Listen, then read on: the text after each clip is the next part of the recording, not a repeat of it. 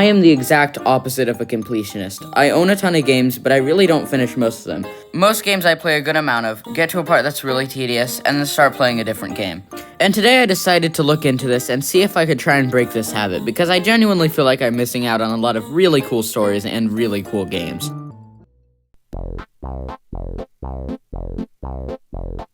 So why can't I finish games? I think it really comes down to just a part of the game that's really difficult or really tedious, and that I just don't want to put in the effort to actually finish. If I'm playing Celeste and I'm trying to get the last few hearts so that I can play the second half of Farewell, if it's really boring, I might end up just giving up and going and playing some Monkey Island. The thing is, a lot of these games have really great stories or really important events after those parts, so it's kind of necessary to finish them if you want to experience the whole game.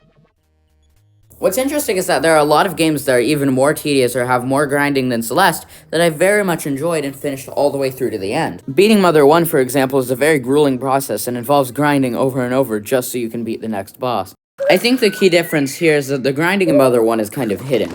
The enemies are still difficult and you can still die to them while you're trying to gain levels, versus in Celeste, where getting the rest of the Crystal Hearts after having beaten some at B-side feels kind of pointless and kind of boring. However, of course, these aren't necessarily issues with the games themselves, this is partially just me procrastinating. For example, I still haven't beat Donkey Kong Country 2 because every time I sit down with Squawk Shaft, I decide City Skylines would be more fun. And it's not like Squawk Shaft is a bad level, it's genuinely really fun and the music makes it worthwhile anyway, but for some reason City Skylines is always more appealing whenever I play Squawk Shaft. As much as I enjoy an old classic game, I also really enjoy new ones, and the stuff that lands in between just gets kind of boring.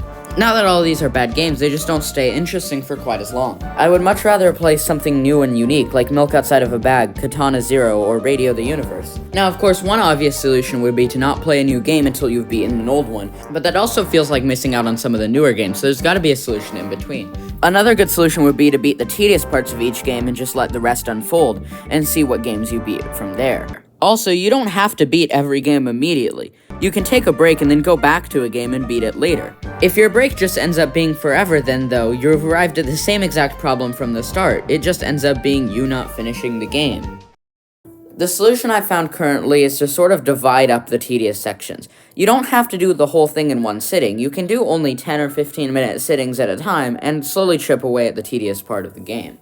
As for now, that's probably what I'm going to run with for a little while, see how it works, and maybe come up with newer solutions on the way. Even though this was kind of short, that's pretty much everything I had for the video. Hopefully it was decent, and I'll probably have a longer upload ready for the next one, and I have a special coming up soon, so that should be entertaining.